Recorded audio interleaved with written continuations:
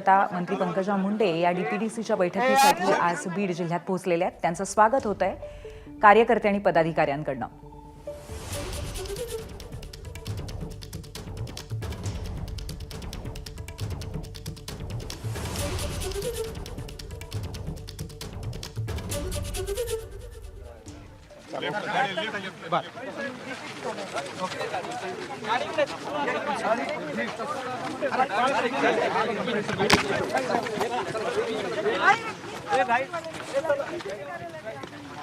तर आजच्या बैठकीमध्ये पंकजा मुंडे सुद्धा काय बोलतील, त्यांची भूमिका कशी असेल, त्या कुठल्या पद्धतीने आपल्या भूमिका आणि आपली मतं मांडतायत, त्यांची सगळी घडलेल्या घटनांबद्दल कशा पद्धतीने त्या संवाद साधतायत या बैठकीमध्ये हे पाहणं अतिशय महत्त्वाचं ठरेल। कारण काल उपमुख्यमंत्री आणि बीड जिल्ह्याचे पालकमंत्री अजित पवार यांनी आपल्या कार्यकर्त्यांना सज्जड दम दिलेला आहे आणि विविध पद्धतीचे महत्त्वाचे इशारे उपदेश त्यांनी केलेले आहेत। या पार्श्वभूमीवरती आता पंकजा मुंडे यांची सुद्धा या बैठकीमध्ये असलेला त्यांचा सहभाग आणि त्यानंतर त्या काय बोलतात याकडे लक्ष असेल।